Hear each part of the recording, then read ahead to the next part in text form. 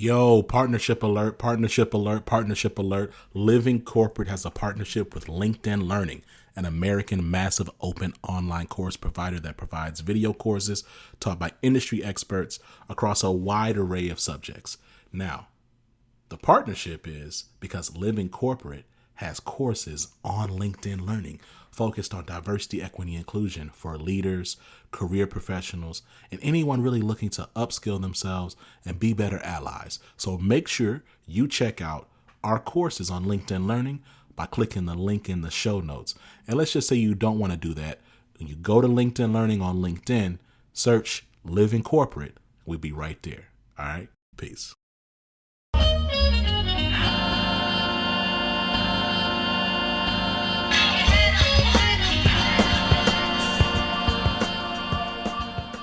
Welcome back to the break room, everybody. Season 2. I am so glad to be here with my co-host once again for this awesome episode. My name is Brian Dixon. I'm a child, adolescent, and adult psychiatrist in Fort Worth, Texas, where I work with families and individuals to help them live their best life. And I am joined today by the most amazing co-hosts in the world. I'll kick it over to Dr. Nikki. Hello, everyone. I am Dr. Nikki. I am a licensed psychologist in the state of Texas and through PsyPact agreement for telehealth in 24 other states across the United States of the Great Americas. I say with all sarcasm. And my practice focuses on sexual and relational wellness for Black women and couples.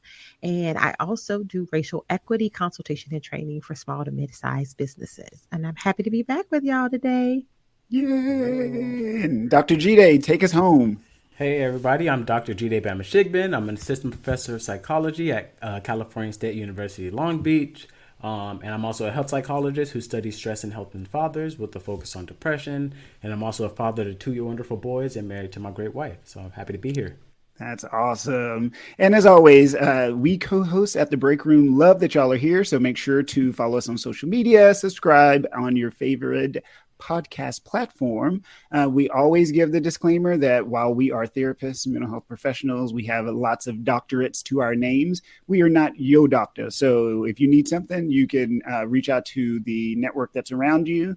And if not, always send us an email at thebreakroom@living-corporate.com. And if we can help you get connected to someone in your area, we will definitely do so. So as always, during our podcast, we always start with the tea. So things that are going on that we always have comments about.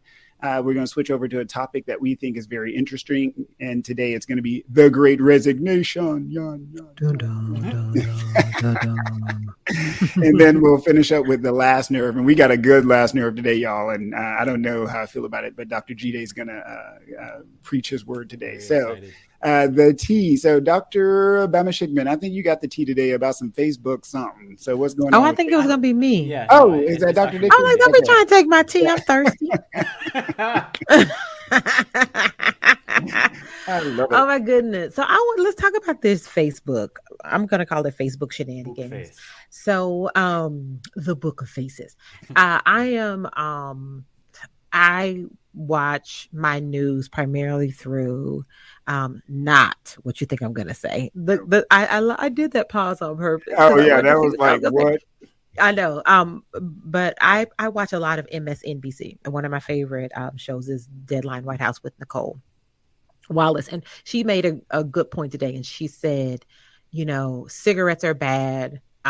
Generally speaking, the public knows McDonald's and mass consumption is bad, right? But these companies are not apologetic about that, right? They don't try to say that they're good. She said Facebook's problem is it keeps trying to say that it's good, and it's actually not. And I think that is really at the crux of it, because there's just been more data coming out, right? So we had the whistleblower Frances Haugen. I think I'm saying her last name properly. She came out probably about 3 or 4 weeks ago with data that she had been collecting, like documents and stuff, that she had been amassing over a period of time, because she worked in the particular division of Facebook that was right at the crux of monitoring all of the most awful parts, right? The hate speech, the divisiveness, the false political ads, the false information about vaccines, like all the horrible things, right? And in her role, she talked about sort of multiple layers, but one is the mismanagement, right? How they don't have enough hands on deck to actually do the thing that they should be doing. And then in her competence in trying to go to her leaders and saying, here's what we're not doing and here's how we could do it better. She was sort of shushed and pushed aside, because all in the mighty name of the dollar, right? Yep. Because profitability rules everything. And I'm nobody's full on Marxist. But capitalism also ain't done me a whole lot of favors in this life. So like we really have to have a conversation at some point collectively about the tension between those two things. And so anyway, more data has come out and she's moving from the United States context conversation to an international conversation, because Facebook is a global, $1 billion industry, right? And so, now more people are coming forward and really saying they're having this crisis of conscience that, like, I'm doing this thing that I thought that I was really sort of indoctrinated to do. I think that's a sort of maybe a thing to think about for us to come around to. Like they're getting a lot of people that are young, right? Fresh out of college, idealistic, excited to start their career, and likely don't have a real full working understanding of the complexities and or horrors of the world. And now you're asking them to do stuff that really keeps them up at night, like quite literally. They can't reconcile with their own sort of sense of character and morality. I mean, and I don't know what's going to happen. So, I mean, when Mark Zuckerberg made Facebook, he was that kid, right? He knows shit from shit. He was just like, oh, well, let me put this together. And I think that he, bless his heart, I don't believe in, do I believe in evil? I don't know. That maybe is a different podcast, but the shit he's pulling right now is evil because he knows better. He has people around him saying, hey, this stuff is ruining kids' mental health. It is increasing depression and all this stuff. And he is doing nothing. That's the issue. The issue is all the research they have. It's their own research too. This is not external research. This is their own research documents coming out showing that they know that the problem is even worse than we thought. Right? Absolutely. Yeah. And, we talk about Facebook, and Facebook is the one in the hot seat and the face of things. But the reality is, like, we in this country in particular do a really crappy job around media literacy, right? Just the ability to be able to say, this is a product that I'm choosing to interact with and consume. And I need to make some decisions about how much of that do I want to internalize for myself? How much of it do I want to believe? How much do I want to interact with? All of those things to help us sort of not only keep our own mental wellness together, but so that we can think about parenting decisions, right? My daughter got on TikTok for like 30 seconds because she wanted to make the videos and she wanted to do that. And then the more I got on TikTok and the more I started learning, and I was like, oh, no. You cannot be on here. Because your little brain can't handle it. And I don't have the bandwidth to monitor my social media use, all the other 15 million things that I do, and monitor yours. Right. And so we need to have ongoing conversations around our autonomy, right? And what we're going to do with this. So I'm interested to see what happens. There's conversation about regulation of this. I don't know how you regulate this thing, to be honest. Not at this point. And especially since I think it's very apropos that we're talking about the Great Resignation today, because it could be that that's something that you need to do is resign from social media. So before we pivot to the larger Great Resignation, let's do a poll. So how many of us are still on Facebook? I'm not. Nope. I am. Wah, wah, wah. And I tried to get off, but you know why I'm still on? Because some of the groups are really good. Like for some of the things that I have interest in, finding people that are doing that thing, that is not in my sort of immediate social circle. I don't know where else you find people that are doing so for instance, as a single mom, I'm interested in doing more international travel with my kiddo. So there's a solo moms travel group. Where else I'm gonna find people like who have literally traveled around the globe with their children, who have insider tips and can help you think about safety and lodging and all of that stuff. So they got me for the groups. I'm gonna be honest. So what I do try to do though is not interact with the algorithm too much outside of that, right? Like liking and responding and all of that sort of stuff. I don't know if it really is doing anything to protect me, though, to be honest. Well, so I throw out to y'all, one of the great things about the break room is that we sometimes spawn new podcasts out of podcasts that we're literally having. And so we have an upcoming podcast called Building Your Own Black Spaces. And so I think it would be great if there was some entrepreneurial or forward-thinking Black person that wanted to build an app where subgroups like that could exist and not have all your data stolen and used against you. But I don't know. That's we'll see what happens with that. So as always, as always, if y'all have ideas for us, by all means, reach out to us at thebreakroom@living-corporate.com. And so we're going to pivot over to the discussion today where we are going to talk about the Great Resignation. But before we do that, because Dr. Jide is going to school us on some terms of what's going on, one of the things that we spent season 1 talking about is basically trying to survive and thrive in toxic spaces. In season 1, go check it out. It was more of the kind of high level discussions that we had in season 1. And in season 2, we're trying to bring it down to the individual. And so in reading a recent article, there was an article about the term flourishing. And the idea of flourishing is that we are all undergoing lots of kind of fatigue, lots of compassion fatigue, lots of tiredness, where we're not quite depressed. So we don't meet the criteria for depression, but we are definitely feeling something. And so one of the things that dawned on me as I was reading this article about this particular psychologist was, how do you flourish when there are systems around you? There are racist systems around you that are actively working to depower you. And so I wanted to kick it to Dr. Nikki real quick. So what's your understanding of what flourishing is, and how do Black folks flourish given these ridiculous ass circumstances? Ooh, such a hard question. It's so funny because every time you say the word flourishing, it's a sort of universal sound of like la la, like da-da.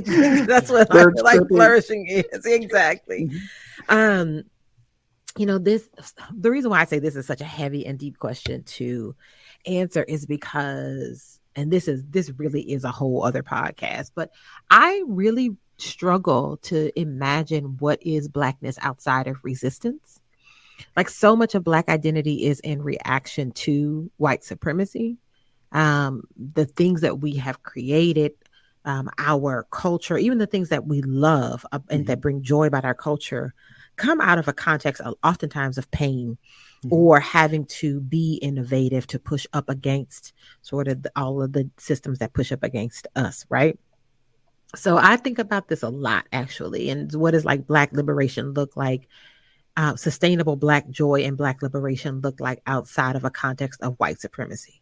If we had the opportunity to have sovereign space and social construction where white supremacy wasn't a factor, what would that look like? And I like to play sort of in that, I don't know, imaginative space sometimes. And so to answer your question, I don't know that we have a lot of folks that can flourish inside the context that we live in. I honestly don't believe that that's true for the average person, regardless of race or ethnicity. Really? I don't. I think the systems are mindless mechanisms that don't care about our feelings or our well-being. Oh, and shit. So when you operate within them, I don't know where there is space for you to be a flourishing individual, alive being, and be in relationship to them. That's me. It's probably a little nihilistic, but that's how I think about things. And can I add to that? And also, I think, there's flourishing on the individual level and flourishing on maybe a community level, right? So can you really be flourishing if you're driving around in a really nice car, but the streets are filled with homeless people, as is the case in Southern California? Are you really flourishing? Right. Like, if everybody else around you isn't flourishing, are you actually flourishing? Right. Yeah. And especially within the context of Black life, right? Are you really that's even more likely to happen for us? Right? Yes. Are you really flourishing? Yeah.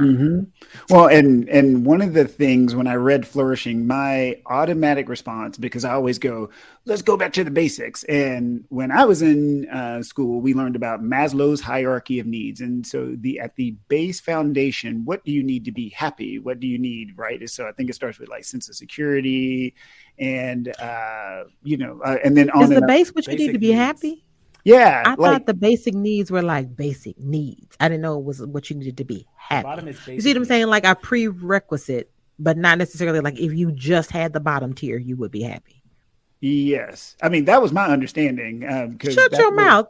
Food, clothing, and shelter don't make me happy. That's the basics. Yeah. But that's what Maslow says, right? Isn't it? White man is wrong. He stole What it you think, anyway. Jide? You know what I'm saying? So first of all, he stole it. Word. He stole it. No, he didn't. He stole it from Blackfoot Indians. Okay, so that's first and foremost. He spent time with them. He spent like a year or two, like in their encampment, and then came out and automatically came up with this great idea, which is basically an idea. But I don't know. I'd say that on the path toward self-actualization, which you can conceptualize as happiness, you have to have the physiological needs met first. So you can't. Oh, what do they call them in happy. It's physiological needs, safety needs, belonging and love needs, esteem needs, aesthetic needs, self-actualization. At least that's one. Like, there's different conceptualizations. That's the basic conceptualization, such that I believe you have to have the physiological food, water, air, right? You can't be happy without it. Gotcha. What did they say? So sufficient, but not necessary, but not sufficient exactly. conditions. Exactly. We take that from our good humanistic psychology, right? So I get it. Like food, clothing, and shelter, safety are necessary, but not sufficient conditions for happiness, right? So even if we look at that and go back to Jide's point about collective wellness, it's a larger proportion of Black folks that don't have access to those four things.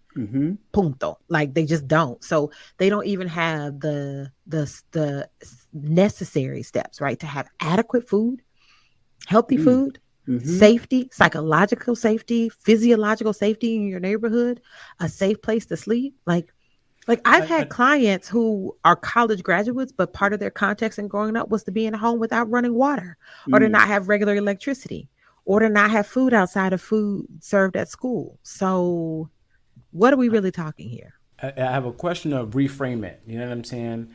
How can your kid be flourishing if the other kids at your kid's school are not flourishing? That's a great question. It's not possible. Well, and a perfect segue into the talk about the Great Resignation, right? So, are Black people flourishing right now? And I'm going to say, or are any people flourishing right now? Because every time I go to a restaurant, every time I go to a department store, all I see are help wanted signs. And I'm like, where is everybody? Now, we have to give space and peace to those folks who lost their lives to COVID-19, over 700,000 lost lives. In America. In America. Oh yeah, that's true. But there are also a lot of folks who are saying, you know what, I ain't dealing with this shit anymore. And they are choosing to leave those jobs. And so I kick it over to you, Dr. Jide. Walk us through, what is this Great Resignation, and how did Maslow teach us all this wrong shit for so many years and I not know that? I can definitely answer the first one. I don't know about that second part. Actually, I can. Psychology is like white and racist and has its own history. So of course they're going to push certain. Even the white was rat. Even the rat was white. There's a whole textbook, right? Many different podcast episodes, right? Yeah. Okay, but what's called the Great Resignation? So over the summer 2021, there were like more and more kind of like job openings, okay, and people quitting their jobs. But in August 2021, 4.3 million people quit their jobs. Okay, that's about 3% of the workforce. Okay, Damn. That is a record. Okay, that is a record. I salute every 4.3 million. Over 4 million people said, you know what, I'm not doing it anymore. We could have had our own retreat and party, honey. We could have. Most of the highest rates are among mid-career employees, actually. Okay, it's mid-career employees, and they're the highest in the tech and healthcare industries. Okay, but also I have read that there's also high amounts in restaurant and service industries because they experience poor poor treatment and poor pay and poor work environments, as well as hotels. Yeah. I think it makes perfect sense. And I was among them. I'm a trend setter, not a trend follower, because I was out by Okay. I was out by July of 2021. So I was on the front end of the wave. And this is I don't know. I'm not as familiar with the data that's citing what the underlying factors were for people.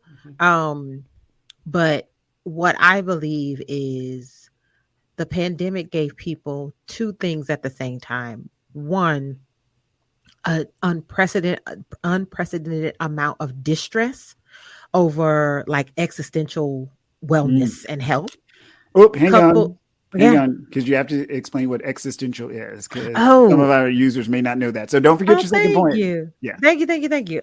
So existential means like the big things in life, sort of the big containers or pillars that describe how we understand our experience as humans. So our relationship to God, our relationship to the planet or where we live, our understanding about birth and life and death, those sort of heavy, big picture things, right? And so with droves, like literally hundreds of thousands of people dying within an 18-month period, and you having people probably within your circle dying or experiencing extreme acute health conditions, that shifts how you understand your sustainability, your like your level of carefreeness in just your everyday life, right? So I think it simultaneously presented folks with that, and then two, just enough time and breathing room to slow down or at least shift the pace.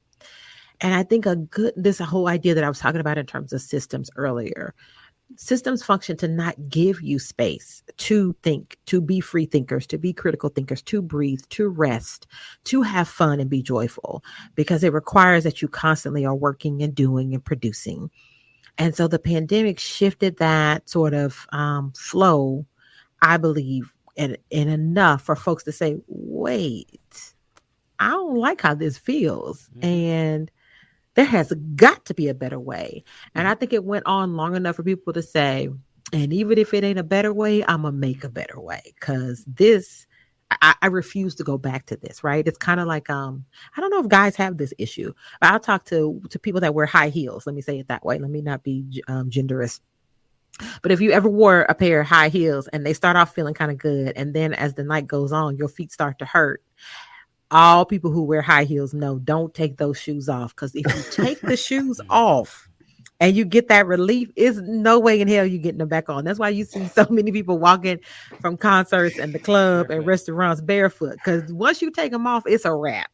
And I think there's like a sort of correlate that has happened with the world of work, that people took enough time out to be able to say, ain't no way in hell I'm going back to 60 hours a week and not being compensated for it, or not being recognized or valued. I'm just not, and I'm going to figure it out some other kind of way.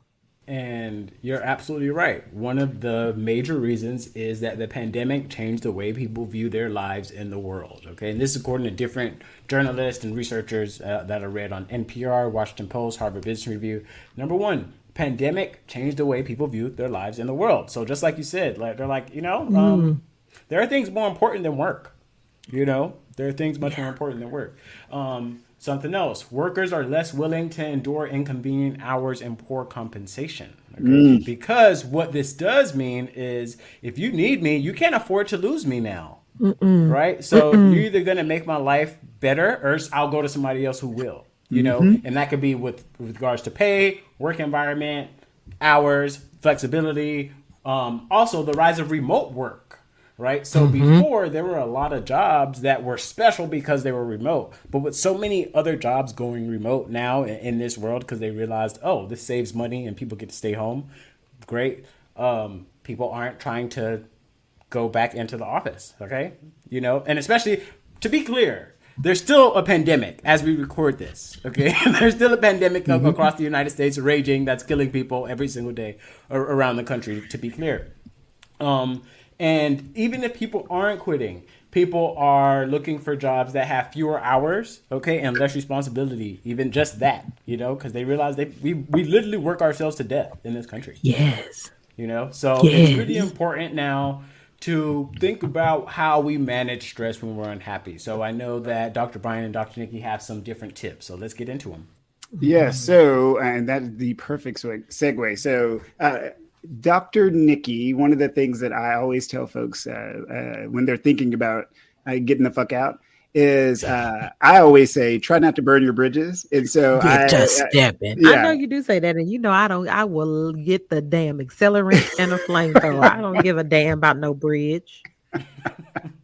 And so that's about those are I don't know how to manage that part, but I always tell folks, you know what, especially if you're going out, if you're going to leave a job, which number one, do what you need to do for your mental health, because at the end of the day, systems are not going to take your mental health into account unless mental health is built into the system when you got there, right? So if they're not screening for your mental health and screening for your priorities, then they are not putting your priorities first. Okay. And so if you choose to leave, by all means do so. I always take the approach of, hey, if you're going to leave, keep some connections with those folks that can be beneficial to your career later on. But if people are pissing you off and doing bad things to you, then leave that relationship behind. And let me tell you how I think differently about it. I honestly believe the world is built on relationships. This whole 6 degrees of separation idea, right? Manifest that. And when you start getting into certain professional circles, the more education you get, the higher up you get in your career, really is probably like 4 degrees of freedom. And so I'm a firm believer of, if I have built a genuine and authentic relationship with you that's going to service me in some way, it doesn't matter whether I burn the bridge or not, that relationship will withstand. So whenever I have left something, I have left it with the full intention of never, ever planning to return. And so I say what I need to say to who I need to say it to in the ways that I feel like I need to say it, and I move on. That's where my burning bridge comes from. Gotcha. What other tools do you have? Other than just getting out. What can people do, especially Dr. Nikki, if they are kind of trying to figure out what to do? So some folks are like, I think I need to leave, but I'm not ready to, just light this motherfucker on fire. So, I'm all about what is it? Mitigated risk. What is it called? Where you it's a planned risk. If there's a thing for it, there's a qualifier for the type of risk. I don't know. I mean, mitigation sounds good. Okay. Mitigated risk. Yeah. Like make a plan, right? From the top to the bottom, right? So meaning do you have intellectual property that you need to take, right? Are there things from your actual office space that you need to take? Like, that's what I mean, from the little up to the big, right? So make a plan, be thoughtful about it. Be thoughtful and strategic about who you want to tell, when, and why. Like, how much lead time do you want to give? I will be honest. This last job I left, I quit effective immediately. That's how much of a flamethrower I had. I was like, I don't have no 2 weeks for y'all. What 2 weeks based on what? Now, right? I'm definitely firmly mid-career, PhD. And I knew what my next step was going to be. And so that's what I mean about a mitigated risk. So don't just be out here cussing people out at work or flipping tables over when you walk out, unless that's what the spirit tells you to do. All right. We do not advocate for getting arrested. We don't advocate for that, right? We don't advocate for violence. The break room does not advocate for violence. But be thoughtful about it, right? Do you need to save? Do you need to downsize in your personal life? What does that actual budget look like? What do you need to be sustainable? Do you have something next and new lined up? Can you build a side hustle along the way, right? These are the things that you want to have that real conversation with. And honestly, like I've done before I've left, first of all, I've only made 2 major career pivots in my life. So that's one thing. But I was really thoughtful about what else can I squeeze out of this context, right? What else can I shift? Can I shift my own personal mindset to how I do this? Can I shift my roles and responsibilities in a way that allow me to feel more valued, appreciated, seen, I'm fulfilled, right? And once I have done all of that, and if there's no runway left, then you either going to take off and fly or you're going to fall flat on your face. But you know that you at least you can walk away with the idea that you have done all that you could within that particular context before you actually move on. Yeah. And before we get to the last nerve, what do you do when you're given a shit sandwich, right? So like the place you're at is just toxic. There's no redeemable value. You see your friends and colleagues leaving. You hear the term the Great Resignation, but for whatever reason, you're still confident that maybe just a little bit of top of your shit sandwich ain't so shitty. What can you do to kind of manage that? Other than, because I always tell folks, try to get out for lunch, walk around, try to give yourself a different perspective. Are there any other things that someone who's listening to the podcast who goes, wait a minute, I can't quite make that move? What can they do to at least get temporary reprieve from their shit sandwich? Take your time out, right? Like, so that's the other thing, when we talk about folks that are in the professional, quote unquote, professional realm of work, you should, if you're a salaried employee, that comes along with usually a package of benefits. And that should include some sick time, some personal time. Some companies even have like wellness time built in, right? Look at what your benefits are and milk every last single one of them. Take your time off and take your time out, right? Amen. Don't take your time off and then try to catch up or still be on email. None of that foolishness, right? If you honestly feel like, right, I am in mental distress, that is a qualifying reason to take FMLA, Family Medical Leave, or the Family Medical Leave Act, right? FML, having mental distress, anxiety, distress, and PTSD. Sometimes we have race-related PTSD from the workplace. These are all very legitimate concerns, and name it and claim it and get your time out and take care of yourself. If you're in an academic space, maybe go on sabbatical, even though I will say in a lot of institutions, even doing that once you've reached the point of burnout can even feel like more of a burden because you have to justify the sabbatical and apply and all of that stuff. But if you can be attuned before you get to that place, right? Like, think about the things that are genuinely owed to you. You don't have to earn them. They are yours. They came with that package that you got when you signed the contract or you took the job, and do those things. Clock out at 5. Amen. Don't read that email on the weekends. I don't give a damn. Take the email off the phone.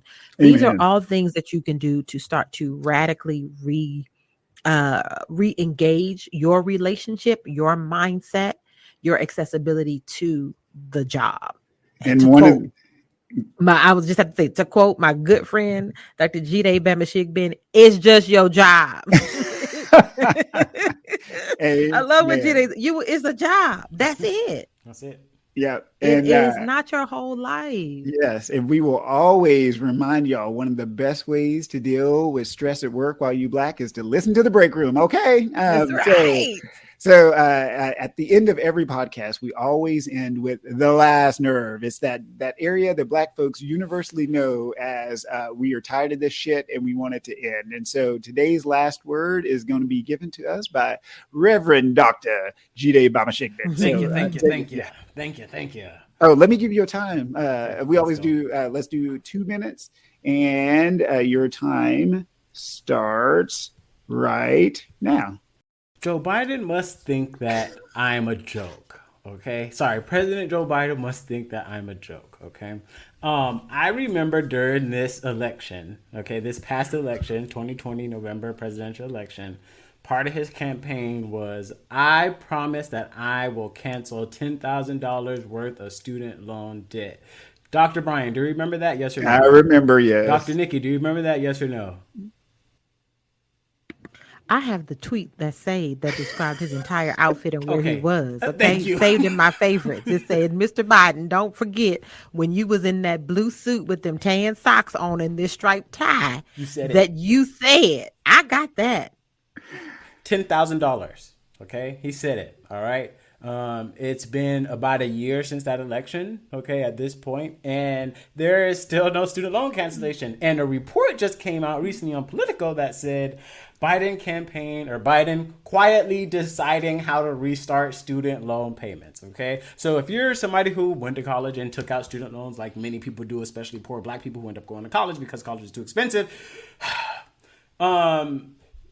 You've probably been getting some emails from these loan companies little by little. Hey, player, hey, big kid, just reminding you, hey, your loans are going to start. And it's really just disappointing, because this is why we're not having children. This is why we're not getting married. People around our age, right? Because we're saddled with this, the inability to buy a home, because we have tens of thousands of dollars, some people hundreds of thousands of dollars in student loans. It's ridiculous. And you said you're going to cancel it, and you're not doing anything to cancel it. So my question is, Mr. Joe Biden, do I look like a joke to you? Okay. And this is just one thing I want to relate this back to. Remember when he said, if you elect Warnock and Ossoff, you'll get $2,000 checks. And then they gave us $1,400 checks and told us they gave us the $600 before. They sure did. They did that old black mama math.